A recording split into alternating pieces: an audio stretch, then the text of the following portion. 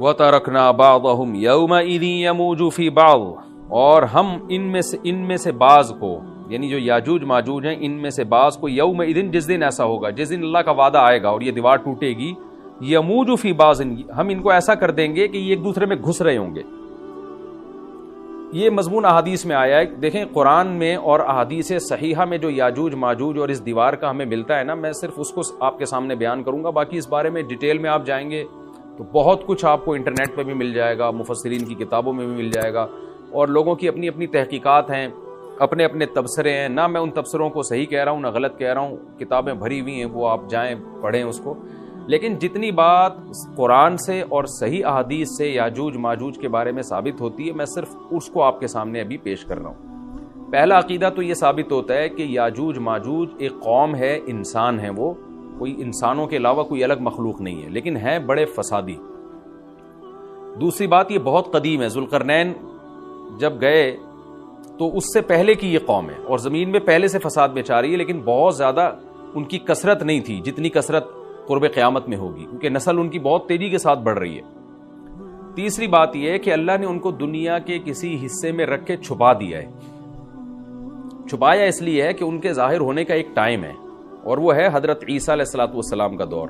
حضرت عیسیٰ ابن مریم کے دور میں یاجوج ماجوج ظاہر ہوں گے، تو اسی کو آپ چوتھا پوائنٹ بھی کہہ سکتے ہیں۔ تیسرا پوائنٹ کیا ہو گیا کہ ان کو چھپا دیا گیا ہے، لہذا یہ جو لوگ کہتے ہیں نا یاجوج ماجوج دریافت ہو گئے ہیں، فلاں جگہ ہیں فلاں جگہ ہیں، تو بھائی ہمیں جب ایک چیز چھپا دی گئی ہے اور ایک ٹائم بتا دیا گیا ہے کہ اس ٹائم پہ ظاہر ہوں گے، تو اس سے پہلے وہ دریافت ہو ہی نہیں سکتے۔ پہلے دریافت ہو گئے تو اس کا مطلب نبی صلی اللہ علیہ وسلم کی گویا پیش گوئی غلط ہو گئی، تو جو جس کا ٹائم ہے اسی ٹائم پہ وہ ظاہر ہوں گے۔ چوتھی بات میں نے جیسے بتائی کہ حضرت عیسیٰ علیہ الصلوۃ والسلام کے دور میں وہ ظاہر ہوں گے۔ پانچویں بات، صحیح حدیث سے یہ بات ثابت ہے کہ یاجوج ماجوج وہ جو دیوار بنی تھی اس کو چاٹتے رہتے ہیں، ختم کرتے ہیں۔ اب چاٹنا کا جو لفظ حدیث میں ہے اس سے مراد زبان سے چاٹنا بھی ہو سکتا ہے، اور یہ کنایا بھی ہو سکتا ہے کہ اس کو ختم کرنے کی کوشش میں لگے ہوئے ہیں۔ اور ایسے چاٹنا، جب ہم کوئی چیز چاٹتے ہیں نا تو بہت تھوڑی تھوڑی وہ ختم ہوتی ہے، تو اتنی موٹی اتنی بڑی دیوار ہے کہ وہ انہوں نے اپنی اسٹرگل اور اپنی محنت نہیں چھوڑی ہے، تو وہ دیوار کو کسی نہ کسی طریقے سے گھسائی میں اس کے لگی رہتے ہیں۔ تو زبان سے بھی چاٹنا ہو سکتا ہے اور کسی اور طریقے سے اس کو ختم کرنے کی کوشش بھی مراد ہو سکتی ہے۔ اور حدیث میں آتا ہے کہ ایک دن آئے گا، وہ جب ختم ہونے والی ہوتی ہے نا تو وہ کہتے ہیں کہ ہم کل اس کو دوبارہ شروع کریں گے اور کل ہم اس کو ختم کر دیں گے، لیکن وہ اللہ تعالیٰ اپنی قدرت سے دوبارہ اس دیوار کو اتنا ہی موٹا کر دیتے ہیں جتنا ذوالقرنین نے کیا تھا۔ تو قرب قیامت میں جب حضرت عیسیٰ علیہ السلام کا ظہور ہوگا تو وہ یہ کہیں گے ہم انشاءاللہ اس کو کل ختم کریں گے۔ تو انشاءاللہ کا لفظ جب استعمال کریں گے، کیونکہ وہ قوم ہے کافر، وہ اللہ پہ اعتماد کرنا، اللہ پہ توکل کرنا یہ چیز نہیں ہے۔ جیسے کافر تو نہیں کہے گا نا اللہ نے چاہا تو وہ اللہ پہ یقین نہیں رکھتے، تو وہ جب اللہ کا نام لیں گے اور کہیں گے کہ اللہ نے چاہا تو ہم اس کو کل ختم کر دیں گے، تو پھر اسلام کی وجہ سے وہ دیوار ختم ہو جائے گی۔ اس کی مثال ایسے جیسے حدیث میں آتا ہے، پچھلی قوموں میں ایک نوجوان تھا جو جادوگر کے پاس بھی جاتا تھا اور راہب کے پاس بھی جاتا تھا، جس کا سورہ بروج میں تذکرہ ہے، والسماء ذات البروج میں۔ تو جب وہ نوجوان پکڑا گیا، وہ مسلمان ہو گیا تھا، بادشاہ نے اس کو بھیجا تھا جادوگر کے پاس کہ جادو سیکھے، لیکن وہ راہب کے پاس جاتا، عیسائیت سیکھی اس نے اور نیک مسلمان بن گیا۔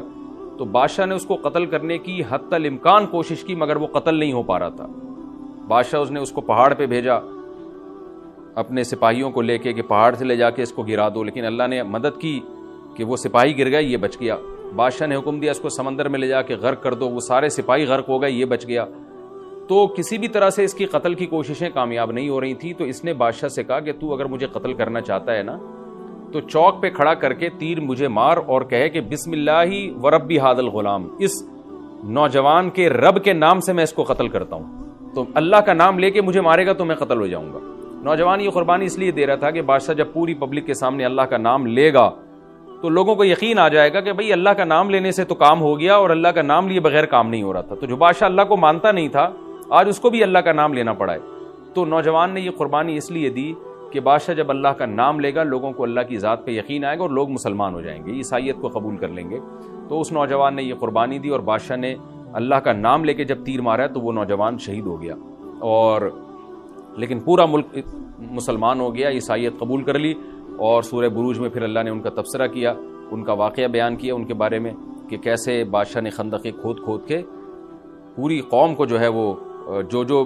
دین سے پیچھے نہیں ہٹے ان کو کس طرح سے آگ میں پھینک دیا ان سب کو۔ تو اس سے پتہ چلتا ہے کہ کافر بھی بعض دفعہ جب اللہ کا نام لیتا ہے نا تو اس کو دنیاوی فائدہ ہو جاتا ہے۔ تو یاجوج ماجوج بھی تنگ آ کر پھر اللہ کا نام لیں گے اور کہیں گے اللہ نے چاہا تو ہم اس دیوار کو کل ختم کر دیں گے، اور بالآخر وہ دیوار ختم ہو جائے گی۔ پھر قرآن کے الفاظ ہیں آگے کہ جب یہ دیوار ختم ہوگی وَتَرَكْنَا بَعْضَهُمْ يَوْمَئِذٍ۔ اچھا ہاں، میں بتا رہا تھا کہ حدیث سے کیا پوائنٹ پتہ چلتے ہیں، تو یہ 5 پوائنٹ ہو گئے۔ چھٹا پوائنٹ یہ کہ حضرت عیسیٰ ہی کے دور میں یہ کسی وبا کے ذریعے ہلاک ہو جائیں گے۔ حضرت عیسیٰ علیہ الصلوۃ والسلام اتنے زیادہ ہوں گے کہ ان سے لڑنا ممکن نہیں ہوگا، جیسے کہ قرآن میں بھی آ رہا ہے وَتَرَكْنَا بَعْضَهُمْ يَوْمَئِذٍ يَمُوجُ فِي بَعْضٍ، ہم ان میں سے بعض کو بعض کے اندر گھسا دیں گے، اتنی کثرت سے ایک دوسرے میں، یعنی اب آبادی کی کثرت بہت ہوگی ان کی، گھسے ہوئے ہوں گے ایک دوسرے میں، یہ جیسے چیونٹیاں اور مکوڑے ہوتے ہیں، تو ان سے لڑنا ممکن نہیں ہوگا۔ تو حضرت عیسیٰ علیہ الصلوۃ والسلام لوگوں کو لے کے کوہ طور پہ چلے جائیں گے اور باقی مسلمان وہ اپنے اپنے گھروں کے اندر بند ہو جائیں گے، اور پھر اللہ کی طرف سے ایک وبا آئے گی اور اس وبا میں یہ سارے کے سارے ہلاک ہو جائیں گے، اور پھر جب ہلاک ہو جائیں گے تو اتنی زیادہ ان کی لاشیں زمین پہ ہوں گی، اتنی زیادہ کہ انسانی آبادی ان کی لاشوں سے متعفن ہونا اور بیمار ہونا شروع ہو جائے گی، ان کی لاشوں سے بدبو اٹھے گی، اور ظاہر ہے انسان ہوں گے یہ، تو اس کی وجہ سے جو زمین کا ماحول خراب ہوگا۔ پھر حضرت عیسیٰ علیہ الصلوۃ والسلام اللہ سے دعا مانگیں گے کہ اللہ تعالیٰ ان کو کسی طرح ٹھکانے لگائے، کوئی انتظام کرے۔ پھر حدیث میں آتا ہے بارشیں ہوں گی اور سیلاب آئیں گے اور ان کی لاشیں بہہ بہہ کے پانیوں میں جا کے، سمندروں میں جا کے ختم ہو جائیں گی، اللہ تعالیٰ ان کو اس طرح سے ٹھکانے لگائے گا۔ تو یہ یہاں تک جتنے بھی مضامین ہیں یہ صحیح احادیث سے ثابت ہیں۔ تو قرآن کہتا ہے وَتَرَكْنَا بَعْضَهُمْ يَوْمَئِذٍ يَمُوجُ فِي بَعْضٍ، ہم ان میں سے بعض کو بعض میں چھوڑ دیں گے، بہت کثرت ہوگی۔ وَنُفِخَ فِي الصُّورِ، اور پھر سور پھونکا جائے گا۔ قرآن میں تو یہ کہ سور پھونکا جائے گا ایسے لگ رہا ہے جیسے فوراً پھونکا جائے گا، مگر احادیث میں تفسیر ہے کہ فوراً نہیں پھونکا جائے گا۔ یاجوج ماجوج قیامت کی نشانیوں میں سے ایک بہت بڑی نشانی ہوگی، یعنی یہ اس بات کی علامت ہوگی کہ اب قیامت بہت قریب ہے۔ تو حضرت عیسیٰ ابن مریم علیہ السلام جب نازل ہوں گے، میں تھوڑی سی ترتیب بیان کر دیتا ہوں کہ جو کیونکہ بات یاجوج ماجوج کی چل رہی ہے تو اس سے منسلک جو واقعات ہیں جو اس دور میں ہوں گے وہ بھی میں اسی لیکچر کے ضمن میں بیان کر دیتا ہوں۔ ہمیں صحیح حدیث سے یہ پتہ چلتا ہے کہ قرب قیامت میں جب مسلمان بہت کسمہ پرسی میں ہوں گے تو خراسان سے لشکر اٹھے گا۔ خراسان یہ افغانستان اور ایران کا حصہ، اس علاقے کو نبی صلی اللہ علیہ وسلم کے دور میں خراسان کہا جاتا ہے، جس میں قندھار بھی آتا ہے، ایران کا بھی حصہ آتا ہے اس میں۔ تو یہاں سے لشکر اٹھے گا، مجاہدین لڑیں گے بہت بڑی تعداد میں، دنیا میں جہاد ہوگا، مسلمان ظلم کی چکی میں پس کے تنگ آ چکے ہوں گے، اور لڑتے لڑتے حدیث میں آتا ہے اتنی بڑی بڑی لڑائیاں ہوں گی کہ 1/3 مسلمان شہید ہو جائیں گے اس میں، 1/3 مجاہدین جو لڑنے والے ہوں گے، اور 1/3 جو ہوں گے وہ میدان جنگ سے بھاگ جائیں گے، اور 1/3 کو اللہ فتح عطا فرمائے گا۔ تو جو 1/3 میدان جنگ سے بھاگ جائیں گے، نبی صلی اللہ علیہ وسلم نے فرمایا ان کی توبہ کبھی قبول نہیں ہوگی۔ جو 1/3 شہید ہو جائیں گے وہ افضل ترین شہداء ہوں گے اس وقت کے، اور 1/3 کو اللہ تعالیٰ غلبہ عطا فرمائیں گے۔ ایک واقعہ تو ہمیں قرب قیامت میں نبی صلی اللہ علیہ وسلم سے یہ ملتا ہے صحیح حدیث سے۔ دوسرا ہمیں یہ ملتا ہے کہ قرب قیامت ہی میں مسلمان قسمہ پرسی کا شکار ہوں گے، تو تلاش کریں گے حضرت مہدی کو، کیونکہ حضرت مہدی وہ شخصیت ہیں جن پہ تمام نیک لوگ جمع ہو جائیں گے اور وہ مسلمانوں کی میدان جنگ میں کمانڈ کریں گے، جہاد میں کمانڈ کریں گے۔ تو ان کو بیت اللہ میں تلاش کیا جائے گا، وہ رسول اللہ صلی اللہ علیہ وسلم کی اولاد میں ہوں گے، اور لوگ ان کو پہچان لیں گے، اہل اللہ پہچان کر ان کو اپنا امیر بنائیں گے، اور ان کی قیادت میں پھر لڑائی اور جہاد شروع ہوگا۔ اور یہ لڑائی جب دمشق میں لڑائی ہو رہی ہوگی تو دمشق میں عصر کی نماز کے وقت حضرت مہدی، میں نے جو یہ کہا کہ دمشق میں لڑائی ہو رہی ہوگی، مقصد یہ نہیں ہے کہ دمشق کوئی میدان جنگ بنا ہوا ہوگا، مقصد یہ ہے کہ وہ مجاہدین کا لشکر دمشق میں ہوگا عصر کی نماز کے وقت، لڑائی چاہے کسی اور میدان میں ہو رہی ہو، لیکن حدیث میں ہمیں دمشق کا تذکرہ ملتا ہے۔ تو دمشق میں حضرت شام کا تذکرہ ملتا ہے، اور جو قرائن ہمیں ملتے ہیں وہ دمشق کی ایک خاص مسجد ہے، وہ مسجد حضرت مفتی تقی عثمانی صاحب اور مفتی رفیع عثمانی صاحب نے اس کو ہائی لائٹ بھی کیا، لیکن وہ یقینی نہیں ہے، یہ خوب سمجھے، انہوں نے اس کا بھی تبصرہ کیا کہ اس کے بارے میں کوئی یقین نہیں ہے۔ تو حضرت مہدی عصر کی نماز پڑھا رہے ہوں گے، لوگ امامت میں آپ کے پیچھے کھڑے ہوں گے، یہاں تک کہ مسجد کے مینار پر، آج بھی وہ مینار موجود ہے جس کے بارے میں غالب گمان ہے کہ یہ وہ مینار ہے جہاں حضرت عیسیٰ علیہ السلام نازل ہوں گے، غالب گمان کے درجے میں کہا جا سکتا ہے، ورنہ پھر اسی کے اڑوس پڑوس میں کوئی مسجد ہوگی۔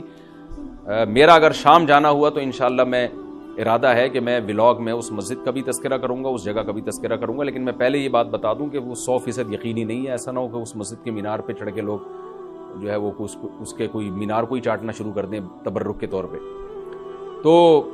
عصر کی نماز کا ٹائم ہوگا، حضرت عیسیٰ ابن مریم علیہ الصلاۃ والسلام فرشتوں کے کندھوں پہ ہاتھ رکھ کے نیچے اتریں گے نماز کے ٹائم پہ، یعنی آسمان سے مینار تک آئیں گے اور پھر مینار سے آپ کے لیے سیڑھیاں لگائی جائیں گی، سیڑھیوں کے ذریعے مینار سے نیچے اتریں گے اور لوگ ان کو پہچان لیں گے۔ حضرت مہدی ان کو امامت کے لیے آگے کریں گے کہ آپ اللہ کے ایک پیغمبر ہیں، آپ نماز پڑھائیے، حضرت عیسیٰ علیہ السلام انہی کو آگے رکھیں گے، اور اس طرح کا مفہوم ہے حدیث میں کہ اللہ نے اس کام کے لیے آپ کو ہی منتخب کیا۔ کیا مطلب یہ امامت اس امت کا حق ہے؟ تو حضرت عیسیٰ ابن مریم علیہ الصلاۃ والسلام کا جو کام ہوگا وہ جہاد ہے اور یہودیوں سے انتقام لینا، کیونکہ یہودیوں نے اپنے خیال میں حضرت عیسیٰ کو قتل کیا تھا، تو اللہ نے یہودیت ہی کے خاتمے کے لیے اور دجال کے خاتمے کے لیے عیسیٰ ابن مریم کو نازل کیا ہے۔ حضرت مہدی سے پہلے ہی دجال ظاہر ہو چکا ہوگا۔ دجال کے بارے میں حدیث میں آتا ہے کہ ہر پیغمبر نے اپنی امت کو دجال کے فتنے سے ڈرایا ہے۔ اچھا، یہ دجال ایک ایسی شخصیت ہے جس کا یہودی انتظار ہم سے زیادہ کر رہے ہیں، کیونکہ یہودی اس کو اپنے لیے نجات دہندہ سمجھتے ہیں، جبکہ حدیث میں آتا ہے کہ دجال کانا ہوگا اور اس کا خدائی کا دعویٰ ہوگا، اس کے پاس کچھ ایسی طاقتیں ہوں گی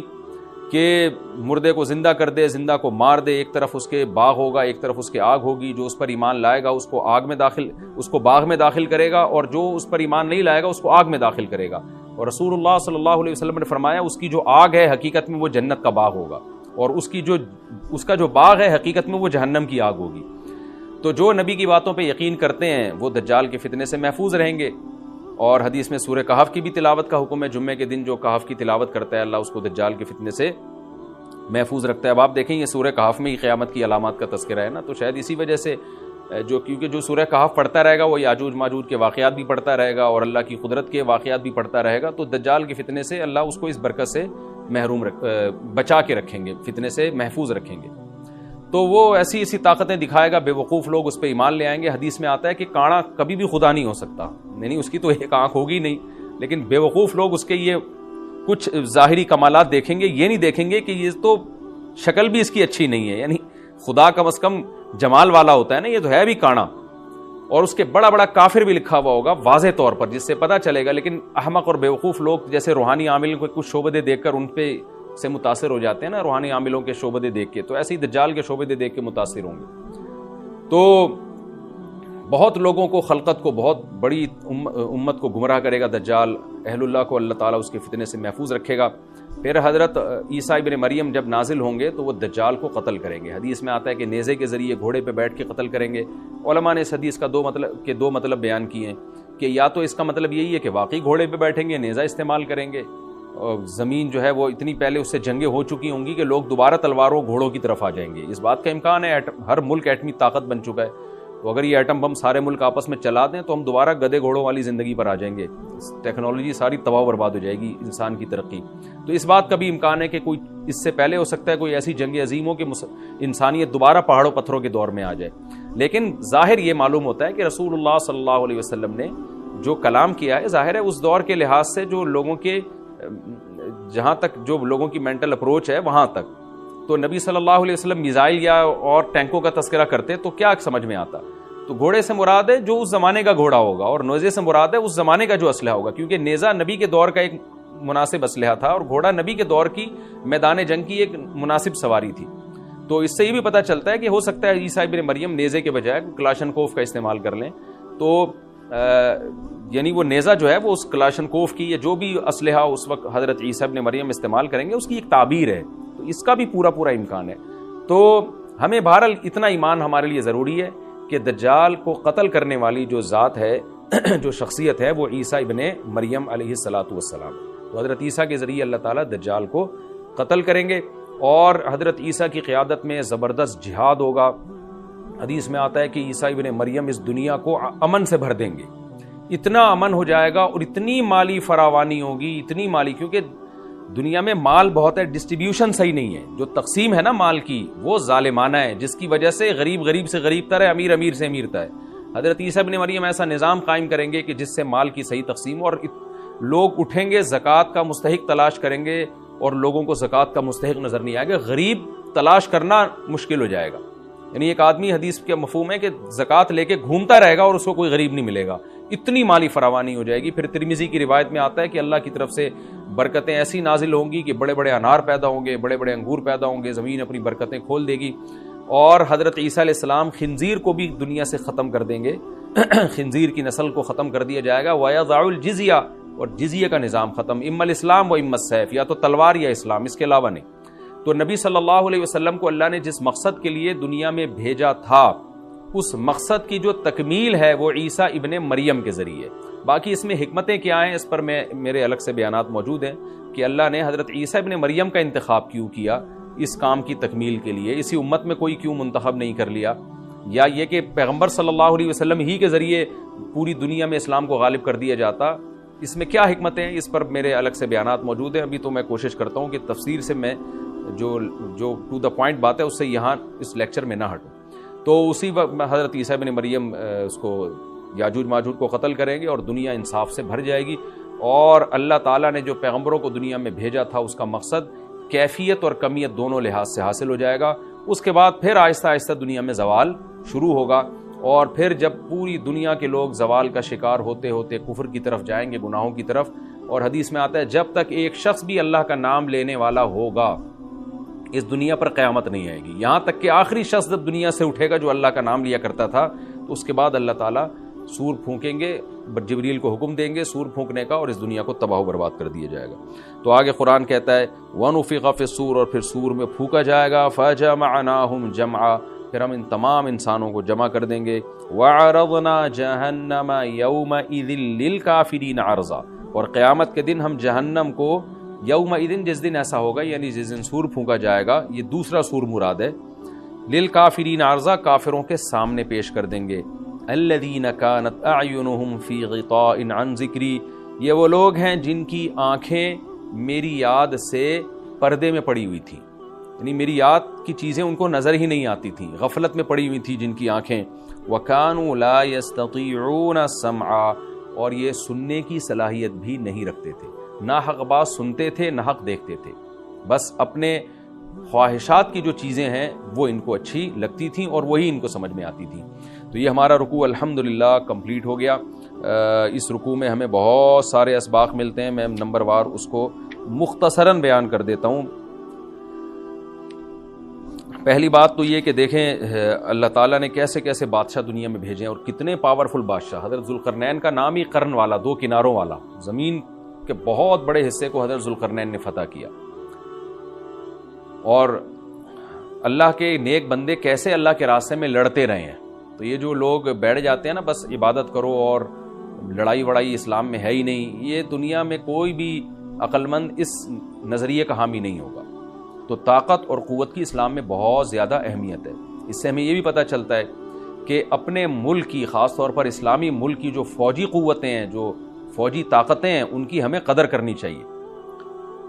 کیونکہ اگر کوئی بھی ملک عسکری لحاظ سے کمزور ہو جائے، کیونکہ اللہ تعالیٰ تو جو عسکری لحاظ سے طاقتور قومیں تھیں اللہ نے ان کا کتنا تذکرہ کیا، ہاں وہ اللہ کے باغی نہ ہو۔ تو اسلامی ملک میں کوئی بھی اسلامی کنٹری ہے، چاہے سعودی عرب ہے، چاہے پاکستان ہے، چاہے ترکی ہے، کوئی بھی اسلامی کنٹری ہے، اس کی فوج کی قدر کرنی چاہیے، کیونکہ اسی کی وجہ سے ملک کا بارڈر محفوظ ہوتا ہے۔ اگر مسلمان عسکری لحاظ سے کمزور ہونا شروع ہو جائیں تو کافر ہمیں گاجر مولی کی طرح کاٹنا شروع کر دیں، اسلام دشمن قوتیں ہمیں کھا جائیں، ختم کر دیں ہمیں کھا کے۔ تو نیک قوتوں کو اپنی بقا کے لیے ہمیشہ سے ایک اسلحے کی اور طاقت کی ضرورت رہتی ہے، اس کی اہمیت اسلام میں بہت زیادہ ہے۔ موسیٰ علیہ الصلوۃ والسلام کے بعد کتنے بڑے بڑے جنگی کمانڈر پیدا ہوئے، ذوالقرنین کا اللہ نے کیسا تذکرہ کیا۔ ذوالقرنین کی عبادت کا کہیں بھی تذکرہ نہیں، حالانکہ وہ بڑے عبادت گزار بھی تھے۔ داؤد علیہ السلام کی عبادت کا تذکرہ بھی ہے، ان کی تلوار اور طاقت کا تذکرہ بھی ہے۔ تو اللہ تعالیٰ جہاں عبادت کا تذکرہ کرتے ہیں تو طاقت اور قوت کا بھی تذکرہ کرتے ہیں۔ اس سے عسکری لحاظ سے اپنے آپ کو مضبوط کرنے کی اہمیت کا ہمیں پتہ چلتا ہے کہ اسلام میں اس کی بڑی اہمیت ہے۔ کسی بھی اسلامی ملک کی فوج کا مورال کسی بھی لحاظ سے ڈاؤن نہیں ہونا چاہیے، اور عسکری لحاظ سے وہ کسی بھی لحاظ سے کمزور نہیں ہونی چاہیے، اور اس کو چاہیے کہ اعدوا لهم ما استطعتم من قوہ پر عمل کرے، کہ قرآن کہہ رہا ہے روز بروز اپنی طاقت اور قوت میں اضافہ کرنے کی کوشش کرو۔ اس سے مسلم قوم کو کبھی بھی غافل نہیں ہونا چاہیے، اور کوئی بھی ایسا کام جس سے مسلمان قوتیں اور طاقتیں کمزور ہونا شروع ہو جائیں، اس کام سے ہمیں بچنا چاہیے۔ دوسری بات ہمیں یہ پتہ چلی کہ اللہ تعالیٰ نے اہل اسلام کے ذمے پوری دنیا کی ذمہ داری لگائی ہے، کسی ایک ملک کی نہیں۔ جتنے بھی پیغمبر آئے ہیں جب وہ دنیا فتح کرنا شروع کی ہے تو کہیں رکے نہیں ہیں وہ کہ بھئی یہاں تک، اس سے آگے نہیں جانا۔ ان کی صلاحیت ہی ختم ہو گئی ہو، وسائل ہی ختم ہو گئے ہوں تو الگ بات ہے۔ تو پوری دنیا ہے جس میں اللہ کے دین کو غالب کرنا ہے۔ اب اس کا طریقہ کیا ہوگا؟ ظاہر ہے جو جس زمانے میں سوٹیبل طریقہ ہو وہ اختیار کیا جائے گا۔ تو حضرت ذوالقرنین پہلے انتہائی مشرق کی طرف گئے ہیں، جہاں سورج نکلتا ہے تو وہاں سے جہاں سے آبادی شروع ہو رہی ہے، اور ان کا خیال تھا کہ اب آگے آبادی نہیں ہے تو پھر جا کے اسٹاپ کیا ہے۔ مغرب میں بھی ایسے ہی، شمال میں بھی ایسے ہی۔ تو ہمیں جب دیکھتے ہیں کہ جب صحابہ کرام نے دنیا فتح کرنا شروع کی ہے تو ہمیں مسلمان کمانڈروں میں بھی ایسے واقعات ملتے ہیں کہ وہ علاقے فتح کرتے کرتے سمندر کے کنارے پہنچے اور انہوں نے سمندر کو دیکھ کے کہا کہ تیرے آگے بھی آبادی ہوتی نا تو ہم اللہ کا کلمہ وہاں بھی بلند کرتے۔ تو یہ دور تھا مسلمانوں کا، اور یہ عیسیٰ ابن مریم دوبارہ پھر وہی کریں گے، پوری دنیا کو فتح کریں گے۔ تو حضرت ذوالقرنین کے اس واقعے سے پتہ چلتا ہے کہ پوری دنیا کی ذمہ داری اللہ نے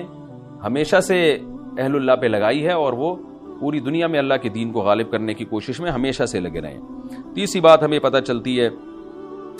کہ اسباب اور وسائل کی اہمیت۔ حضرت ذوالقرنین نے جب اتنا پہاڑوں کے بیچ میں اتنا یعنی لوہے کی پلیٹیں لگا کے، تانبا پگھلا کے آہنی دیوار بنائی ہے تو خوش ہوئے ہیں، ھذا رحمت من ربی، یہ میرے رب کی رحمت ہے۔ تبھی تو اللہ کا شکر ادا کیا نا، خوشی پہ شکر ادا کیا جاتا ہے۔ تو اس سے یہ بھی پتہ چلتا ہے کہ سائنس اور ٹیکنالوجی، دیکھیں یہ کام ٹیکنالوجی کے بغیر ممکن نہیں تھا۔ تبھی تو اس قوم نے کہا نا ذوالقرنین سے کہ ہم پیسے آپ کو دیں گے، لیکن ہمارے پاس وہ وسائل نہیں ہیں، وہ ٹیکنالوجی نہیں ہے ہمارے پاس۔ اور بظاہر ایسا لگتا ہے کہ ان کے پاس لوہا بھی تھا، تانبا بھی تھا، کیونکہ حضرت ذوالقرنین اب یہ تو نہیں ہے نا کہ زمین کے مشرق کی طرف دوبارہ لوہا جمع کرنے گئے ہوں، تو وہیں سے جو کچھ ہوگا نکالا ہوگا۔ تو وسائل اس قوم کے پاس تھے، ٹیکنالوجی نہیں تھی کہ اس لوہے کو اور اس تانبے کو پگھلا کے دونوں پہاڑوں کے بیچ میں پلیٹیں کیسے بنانی ہیں اور ان کو کیسے ان کے بیچ میں تانبا کر کے کاہنی دیوار بنائی ہے، یہ ٹیکنالوجی ان کے پاس نہیں تھی۔ تو اس سے ہمیں ٹیکنالوجی کی ویلیو کا بھی پتہ چلتا ہے۔ آج مسلمان اس میں بھی بہت پیچھے چلے جا رہے ہیں اور اس کو مذہب سمجھنا شروع کر دیا ہے، یہ بات بھی غلط ہے۔ حضرت ذوالقرنین نے اتنی طاقت اور قوت کا استعمال کیا اور اتنے زبردست طریقے سے اس وقت جو بھی اس سوٹیبل ٹیکنالوجی تھی اس کا استعمال کر کے دو پہاڑوں کے بیچ کے راستے کو بند کر دیا، اور اس پہ خوشی منائی حضرت ذوالقرنین نے۔ یہ نہیں کہا کہ بھئی اس سے کچھ بھی نہیں ہوتا، اصل میں تو بس انسان کو چاہیے کہ وہ اللہ اللہ کیا کرے بیٹھ کے، اور یہ کیا اللہ سے بس مدد مانگو، اللہ ہی۔ یاجوج ماجوج کے بارے میں ان کو کہہ دیتے ذوالقرنین کہ تم سب رات کو تہجد میں اٹھ کے دعائیں مانگو، اللہ یاجوج ماجوج سے تمہیں بچا لے گا۔ نہ حضرت ذوالقرنین نے کہا دعائیں بھی مانگو، یقیناً حکم دیا ہوگا دعائیں مانگنے کا، لیکن ہم پورے اسباب اور وسائل استعمال کریں گے، لوہے کی پلیٹیں بنائیں گے، تانبے کو پگھلائیں گے، اوپر چڑھائیں گے اور اس طرح سے پوری مضبوط دیوار بنائیں گے۔ آج مسلمان ہاتھ پہ ہاتھ رکھ کے بیٹھ گیا ہے اور وظیفوں میں اور جو ہے بس وہ چند صبح شام کے وظیفے پڑھ کے وہ سمجھتا ہے کہ ساری دنیا کے سارے مسائل کا حل اس سے ہو جائے گا۔ ایسا نہیں ہے، آپ کو بہت زیادہ ترقی کرنی ہے، بہت زیادہ اسباب و وسائل میں آپ کو غیر مسلموں سے آگے نکلنا ہے۔ جیسے کہ قرون اولیٰ کا مسلمان نکلا تھا، تبھی اللہ نے اس کے لیے دنیا میں فتوحات کے دروازے کھولے تھے۔ تو اللہ ہمارے لیے فتوحات کے دروازے جبھی کھولے گا جب ہم عبادت کے ساتھ ساتھ سائنس اور ٹیکنالوجی کے میدان میں بھی آگے بڑھنے کی کوشش کریں، اور ہمیں قرب قیامت کی علامتیں بھی اس رکوع میں پتہ چلتی ہیں۔